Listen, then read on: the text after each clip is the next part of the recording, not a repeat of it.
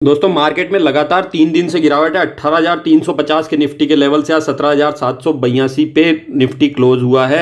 Market में गिरावट होती हुई नजर आ रही है और ये कुछ लास्ट वो कैंडल थी ग्रीन वाली, जहां पे कि हमने कहा था कि मार्केट में पेशेंस बना के रखिए, अपॉर्चुनिटीज आएगी और अपॉर्चुनिटीज आज आ रही है। और इस समय पे अगर आप उन अपॉर्चुनिटीज को नहीं बुनाते हैं तो दोस्तों बाद में ऐसा लगेगा कि उस समय पे हमें अपॉर्चुनिटीज बुना लेनी चाहिए थी। मार्केट में गिरावट और कितनी आएगी ये इस समय कह पाना मुश्किल है, बट जो पिछली गिरावट थी जब मार्केट इस तरीके से गिरा था और 16,500 के लेवल से इसने अप ट्रेजेक्टरी ली थी, उस लेवल पे जो स्टॉक अच्छे वाले मिल रहे थे जिस प्राइस पे, वही प्राइस पे वो स्टॉक आज भी मिल रहे हैं और बहुत ही अच्छी अपॉर्चुनिटीज दे रहे हैं। तो उन स्टॉक्स को हम डिस्कस करते हैं। दोस्तों इस वीडियो में मैं फंडामेंटल एनालिसिस नहीं करने जा रहा हूं, टेक्निकल एनालिसिस ही करूंगा चार्ट की। फंडामेंटल एनालिसिस के रिगार्डिंग कोई भी क्वेश्चन क्वेरी है कमेंट सेक्शन में आप पूछ सकते हैं। दोस्तों हम बात करते हैं आज स्टॉक्स की, तो पहला स्टॉक है नेस्ले इंडिया। दोस्तों नेस्ले इंडिया को अगर आप देखेंगे तो ये कुछ दिनों पहले अपना हाई 20,500 से भी ज्यादा का लगा रहा था और वहां से आज अच्छी खासी गिरावट 18,776 के लेवल पे ट्रेड करता हुआ नजर आ रहा है। दोस्तों इस प्राइस पे ये बहुत बार सपोर्ट ले चुका है और ये इसका पहले रेजिस्टेंस भी हुआ करता था, तो रिलायबल सपोर्ट यहां हो सकता है और यहां से स्टॉक अच्छी ट्रेजेक्टरी ले सकता है। इसके अलावा अगर इस कंपनी की बात की जाए तो दोस्तों 1,80,000 करोड़ के आसपास की इसकी मार्केट कैपिटलाइजेशन है। प्रमोटर होल्डिंग देखेंगे तो 62% से भी ज्यादा की है। आरओसी इस कंपनी की 139% की है दोस्तों, आरओई 106% की है और प्रमोटर होल्डिंग इस कंपनी में 62% से भी ज्यादा की है। दोस्तों लास्ट 5 ईयर के अगर प्रॉफिट्स के गेन देखेंगे तो कंटिन्यू इस कंपनी में वो ऊपर बढ़ते हुए गेन हाई होते हुए नजर आए। और मैगी आप जानते हैं मोनोपोलिस्टिक ब्रांड है इस कंपनी का। इसके अलावा बहुत से प्रोडक्ट्स है लाइक सेरेलैक वगैरह, वो भी बेबी प्रोडक्ट्स में मोनोपोली ही रखते हैं। तो दोस्तों बहुत अच्छी कंपनी बहुत अच्छे प्राइस पे आज मिल रही है। केमिकल सेक्टर की well diversified company Rossari biotech भी आज आपको अपने हाई 1619 से, जो कि इसने कुछ ही समय पहले लगाया था, से बहुत ही अच्छे डिस्काउंट पे इस समय मिल रही है।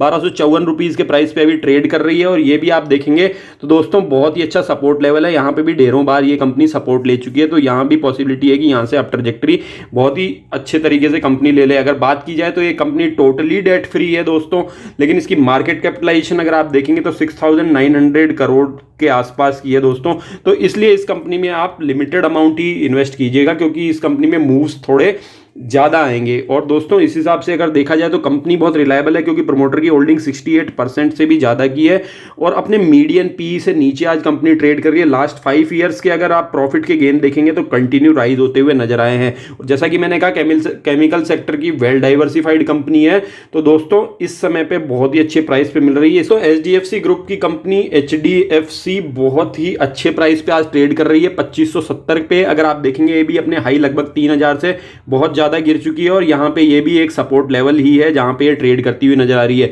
ऑल्दो मैंने यहां पे इसका 200 डेज एक्सपोनेंशियल मूविंग एवरेज नहीं लगाया, बट ये उससे नीचे इस समय ट्रेड करती हुई नजर आ रही है, आप उसको लगा के देख सकते हैं। और दोस्तों ये generally 200 days exponential moving average के नीचे नहीं मिलती है। जब भी ये कंपनी यहां मिलती है इसको बाय करने के लिए मैं बोलता हूं, क्योंकि ये कंपनीज कुछ ऐसी है जो कि बहुत ही बड़ी हैवीवेट होती है। इनमें अगर आप अच्छे प्राइस पे इन्वेस्ट करेंगे तो आपको लॉन्ग टर्म में बहुत जल्दी और बहुत अच्छे प्रॉफिट्स मिलेंगे। अगर आप इसमें कहीं भी इन्वेस्ट करेंगे तो आपको प्रॉफिट रेज होने में बहुत समय लग सकता है। तो पेंट सेक्टर की दिग्गज कंपनी बर्जर पेंट भी आज बहुत ही अच्छे प्राइस पे ट्रेड होती हुई नजर आ रही है। अगर इस स्टॉक को देखें तो लगभग 1 साल से कंसोलिडेशन ही इसमें चल रहा है। ये बार बार लगभग इसी प्राइस के आसपास, लगभग 750 के प्राइस के आसपास आता है और वहां से फिर से स्विंग ले लेता है दोस्तों। कई बार ऐसा हो चुका है, तो इस बार भी ऐसा लग रहा है कि यहाँ पे इस प्राइस के आसपास में ये फिर से स्विंग ले सकता है। अगर आप चाहें तो इसमें स्विंग ट्रेड कर सकते हैं और अगर आप चाहें तो लॉन्ग टर्म में बाय करने के लिए भी स्टॉक फंडामेंटली अच्छा है। दोस्तों नेक्स्ट कंपनी है नौकरी। यहाँ पे अगर नौकरी की बात करें तो टोटली डेट फ्री कंपनी है, एसेट लाइट बिजनेस है। इसका मार्केट कैपिटलाइजेशन देखें तो 64,000 करोड़ से भी ज्यादा। और जैसा कि आप जानते हैं स्टार्टअप में होल्डिंग रखती है और जैसे कि कुछ स्टार्टअप्स लाइक पॉलिसी बाजार और जोमेटो अभी लिस्ट हुए हैं, तो उनके प्रॉफिट्स इसके पास में बहुत ज्यादा भर के आए हैं। तो इसकी यहाँ पे पी देखा जाए तो इस वजह से सिर्फ ये 8 के पी पे प्रेजेंटली ट्रेड करती हुई नजर आ रही है और अभी कंटिन्यूअसली फॉल कर रही है। लेकिन दोस्तों ऐसा नहीं कि इस कंपनी की क्वालिटी खराब हो गई है। अभी देखा जाए तो ये अपने सपोर्ट के आसपास तो नहीं है प्रेजेंटली, जो लास्ट सपोर्ट है उसको तो इसने तोड़ा है और नीचे जा रही है, इसलिए अभी कुछ दिनों पहले भी इस स्टॉक को हमने डिस्कस किया था। अगर इसमें आपने तब पोजीशन बनाई थी तो अब आप इसमें थोड़ा सा वेट कर सकते हैं, नहीं तो दोस्तों इस स्टॉक को नज़र में बना के रखिए। ये बाइंग के लिए बहुत अच्छे लेवल पे चल रही है। कभी ये अप ट्रैजेक्टरी ले लेगी और ये सारे के सारे फॉल को 4-5 कैंडल्स में ही तोड़ के ऊपर की तरफ निकल जाएगी, ये पता भी नहीं चलेगा। नेक्स्ट कंपनी है फार्मा सेक्टर की दिग्गज एबट इंडिया। अगर इसको हम देखेंगे तो ये भी बहुत ही लॉन्ग टर्म जो इसका रेजिस्टेंस हुआ करता था वो आज इसके सपोर्ट की तरह काम कर सकता है। ये कंपनी कंटिन्यू फॉल हो रही है, इसका मतलब ये नहीं है कि इस कंपनी के फंडामेंटल खराब है। अगर आप इसमें प्रोमोटर होल्डिंग देखेंगे तो दोस्तों 75% की प्रोमोटर होल्डिंग है दोस्तों यहाँ पे, और किसी भी तरह का इसमें कॉर्पोरेट गवर्नेंस का आज तक इशू नहीं हुआ है, यूएस एफडीए का इसमें इशू नहीं हुआ है दोस्तों, और मार्केट कैपिटलाइजेशन 35,000 करोड़ से भी ज्यादा की है। जब ये गेन देती है कंपनी तो दोस्तों बहुत तेजी से भागती है, इसलिए क्योंकि ये प्रेजेंटली अगर देखें तो थोड़े समय पहले इसने बहुत अच्छे गेन दिए थे, तो यहां प्रॉफिट बुकिंग चल रही है इस समय पे, लेकिन फंडामेंटल्स में किसी भी तरह की कमी नहीं आई है। तो लास्ट 10 ईयर के प्रॉफिट इस कंपनी में भी कंटिन्यू राइज होते हुए नजर आ रहे हैं, तो दोस्तों नजर बना के रखिए।